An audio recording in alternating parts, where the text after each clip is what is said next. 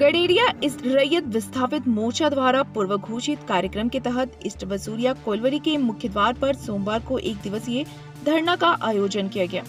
आज के धरना का मुख्य उद्देश्य रोजगार को लेकर था। धरना में भारी संख्या में कंपनी से प्रभावित गांवों के बुजुर्ग, महिला, पुरुष एवं भारी संख्या में युवा वर्ग के लोग मौजूद थे।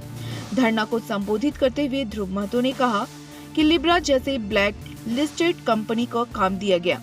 खेमका के नाम से लिब्रा और खेमका जैसे कंपनी NIT और DGMS के नियमों को धज्जियां उड़ाते हैं और फिर भी इसी को काम दे रही है। NIT के नियम के अनुसार कंपनी से प्रभावित लोगों को रोजगार देने का प्रावधान है, लेकिन कंपनी के कुछ लोग पैसा लेकर बाहरी लोगों को रोजगार दे रहे हैं।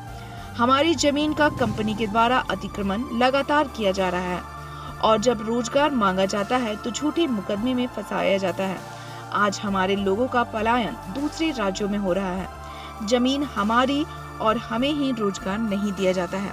अंत में इन्होंने कहा कि कंपनी को अगर चलाना है तो कंपनी से प्रभावित गांवों के लोगों को रोजगार दें, अन्यथा परिणाम कुछ और ही होगा।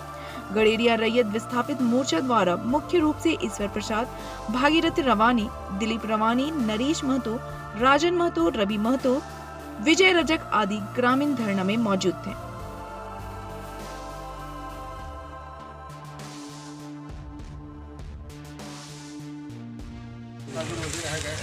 आपकी जमीन अधिग्रहण की गई है? जी हाँ। एक बताइए आपका क्या सवाल? उसका प्रमाण मैं दूंगा जी। समूचा कागजात दूंगा। तो पुराना हो नया हो दोनों देंगे, सभी का हो, ऐसा नया हाँ। और जितने भी यहाँ हमारे भाई लोग हैं सब हम लोग डिजिटल से एकजुट होकर हम लोग काफी हम लोग है। हम लोग को बाल बच्चा रोजी रोटी बवाजी है। हम लोग कोर्ट का शरण कैसे लेंगे? हर जगह तो दलाल ठीक है। अभी प्रबंधन से क्या चाहते हैं आप? क्या मांगे आपकी? हमारा जमीन जो अधिग्रहण किए हैं उसका मुआवजा दे, नियोजन दे, जो प्रोसेस है। कितना एकड़ जमीन गई है? 3.5 एकड़ लगभग गए हैं। इसके बाद भी अगर प्रबंधन आप लोग मांगे पूरी नहीं करती है, इसके बाद क्या करिएगा? क्या करेंगे? धरना देंगे, प्रदर्शन देंगे, घेराव करेंगे और क्या करें? हम लोग के पास वही हथियार है, कानून वही है हम लोग का। क्या नाम हो गया आपका? विश्वनाथ भावरी, बड़की बुआ। अभी रहते हैं हम खड़नी में। कोकी कोल कुसुंडा इस बढ़िया कोलेरी से हम ग्रामीण आज इस तरह से प्रभावित हैं कि आज ऐसा दिन आ गया है जिसके चलते आज मैंने कई बार इनको सूचना दिया, आवेदन दिया, पर ये नहीं सुने। आज हम लोग 1 दिवसीय शांतिपूर्ण धरना के साथ हम ग्रामीण आए हैं। अगर BCCL होश में आकर कहाँ हमारी मांग को पूरा करती है तो ठीक है, वरना आज तो हम शांतिपूर्ण यहाँ प्रदर्शन होश कर रहे में हैं। कौन आएगी? BCCL या फिर प्रबंधक? BCCL। जी हाँ, कंपनी। BCCL आगे बोलिए।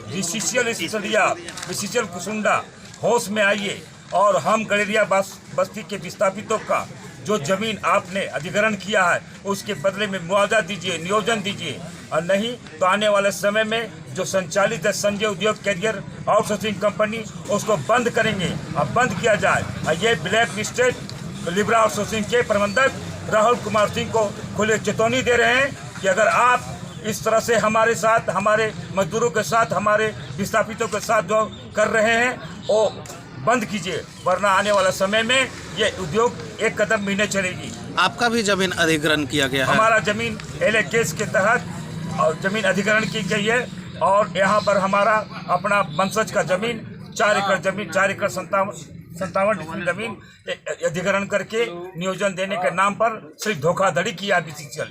आगे की रणनीति क्या है? और आगे की रणनीति हम ग्रामीण आज एकजुट होकर यहाँ शांतिपूर्ण धरना दे रहे हैं। अगर 1 हफ्ता के अंदर, 5 दिनों के अंदर नहीं BCCL सुनती है तो आने वाला समय में हम लोग एरिया GM कोयला भवन से लेकर आंदोलन करेंगे और ये आउटसोर्सिंग जो संचालित है सबसे पहले उसको बंद करेंगे।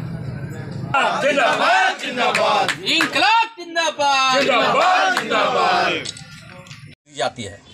क्योंकि फिजिकल पोजीशन नहीं मिलने का हवाला देते हुए बीसीसीएल वो जो है डिसमिस कर देती है। एक और मेरा ज़मीन पर उत्खनन कर रही है, ज़मीन लेने के बाद बैठा दिया जाता है। दूसरी ओर ईस्ट बसरिया कोलेरी में 1988 में तिलक प्रसाद मल्हार से 3 एकड़ 47 डिसमिल जमीन लेकर 2 नियोजन तत्काल उन्हें दिया, जिसमें 5 नियोजन के बाद था। और उस वक्त 85-86 में एक योजना निकली थी बीसीसीएल में कि जो एसटी, एससी, ओबीसी को फ्री में बीसीसीएल में बहाली होगी जो माइनर लोडर होंगे। और उसी के दरमियान जो नियोजन हम लोग को मिला और 3 एकड़ 47 डिसमिल जमीन गलत तरीके से गार्जियन को बरगला करके वो रजिस्ट्री करा ली और आज तक उसको नियोजन नहीं दी गई है। ट्रेड फिट के नाम पर वो असफल बनकर के चोरी का झूठा आरोप लगाकर बैठा दिया गया है। इसकी लिखित शिकायत आपने कहाँ दी है? इसकी लिखित शिकायत हमने डीसी को दी है, एसपी को दी है, राष्ट्रपति को दी है, प्रधानमंत्री को दी है, गृह सचिव को दिया है। हमने तमाम जगह अपने इसकी लिखित शिकायत दिया है। इसकी जवाब भी हमको राष्ट्रपति सचिवालय से द्वारा आया है 2010 में। और बाकी अन्य पदाधिकारियों द्वारा क्या आश्वासन मिला? अन्य पदाधिकारी द्वारा किसी प्रकार का हमको आश्वासन नहीं दे रहा। सिर्फ ठीक है, हम लोग देख रहे हैं, इंक्वायरी कर रहे हैं, पेपर जमा कीजिए। और जब हम लोग पेपर जमा कर देते हैं तो उसी पेपर के आधार पर बीसीसीएल अपना एक नया फंडा करके गलत पेपर बना के हमारा जमीन पर अतिक्रमण और उत्खनन का कार्य कर रही है। आगे की प्रतिक्रिया क्या है? आगे का प्रक्रिया यह है कि बीसीसीएल अपना नियमतः जो एनआईटी में है कि स्थानीय लोकल ग्रामीणों को रोजगार दी जाएगी, लेकिन यहाँ ऐसा नहीं है। यहाँ black listed company Libra company है जो खेमका के नाम से काम कर रही है। पिछले 5 वर्ष पहले उसे ब्लैक लिस्टेड की गई है। ये नियम का उल्लंघन करते हुए मजदूरों का वेतन का शोषण नहीं हो रहा है, एचपीसी भुगतान नहीं की जा रही है, 12 घंटा काम किया जा रहा है, स्थानीय लोगों को रोजगार नहीं दिया जा रहा है। जब ने हम प्रमाणित करके एचपीसी का और जो है क्या नाम है उसका इफेक्टेड पर्सन, बीसीसीएल का एक दावा बनता है कि प्रोजेक्ट इफेक्टेड पर्सन प्रभावित ग्रामीणों को रोजगार देंगे, ये एनआईटी में लिखा हुआ है। और एनआईटी में यह भी लिखा हुआ है कि जिस जगह परियोजना चलेगी उसका बैक फिलिंग होगा और उसका ऊपरी सतह मिट्टी उपजाऊ हेतु उसको एकत्रित करेगा, लेकिन ये कहीं पर नहीं किया जा रहा है। इतने अन्य कारणों के बावजूद भी आप कानून का सहारा क्यों नहीं ले रहे हैं? कानून का सहारा हम लोग रैयत इतना कमजोर है कि अपना घर चलाना मुश्किल है। हम यहाँ से झारखंड से बाहर पलायन कर रहे हैं रोजी रोजगार के लिए। हम लोग न्यायालय और प्रशासन मेरा सुनता कहाँ है। यहाँ तो भ्रष्ट अधिकारी, गुंडागर्दी और माफिया तत्व हावी है। हम ग्रामीणों को दर दर का ठोकर खा रहे हैं, रोजी रोजगार के लिए तरस रहे हैं।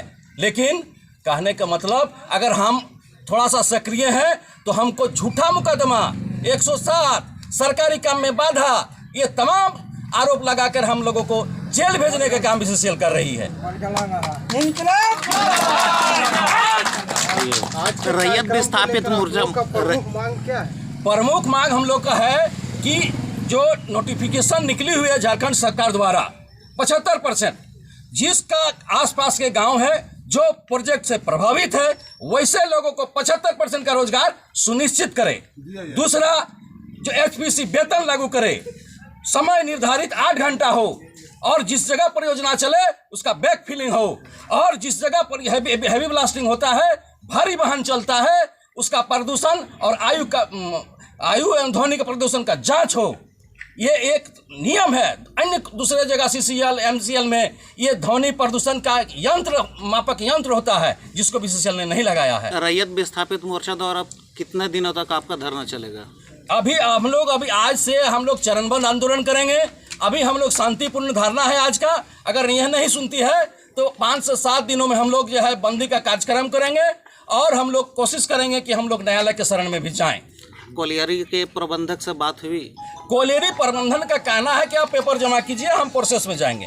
तो ये कार्यक्रम हम लोग आज 30 साल से कर रहे हैं। अपना कागज और प्रोसेसिंग 30 वर्षों से कर रहे हैं। हमारे बाल बच्चा पढ़ लिख के भटक रहे हैं, एमटेक, बीटेक, तमाम रोजगार, पढ़े लिखे युवा रोजगार, जिसका जमीन गया हुआ है, जिसका घर फटा हुआ है, जो हम लोग प्रभावित हैं, यहाँ प्रोजेक्ट के ब्लास्टिंग से दब के मर रहे हैं। तब भी हमको यहाँ के प्रशासन और प्रबंधन किसी प्रकार का कानूनी कार्रवाई नहीं करती है। ये कानून का उल्लंघन कर रहे हैं, नियम का उल्लंघन कर रहे हैं। हमारे गांव में CSR के तहत किसी प्रकार का विकास का काम नहीं हुआ है। किसी प्रकार का आसपास में जो इतना बड़ा हैवी प्रोजेक्ट बना रहा है जिसमें पानी नहीं है, गांव में पानी का लेयर नीचे चल गया है, इसका जवाबदेही किसका है? यहाँ का कंपनी का है। लेकिन कंपनी इतना हिटलरशाही है और आने वाले माफिया तत्व, गुंडा, दलाल के सहयोग से पूरा कंपनी को चलाया जा रहा है और ग्रामीणों को झूठे मुकदमे में फंसाया जा रहा है। हम लोग लाचार हैं, मजबूर हैं। हम लोग नहीं चाहते हैं कि किसी प्रकार का यहाँ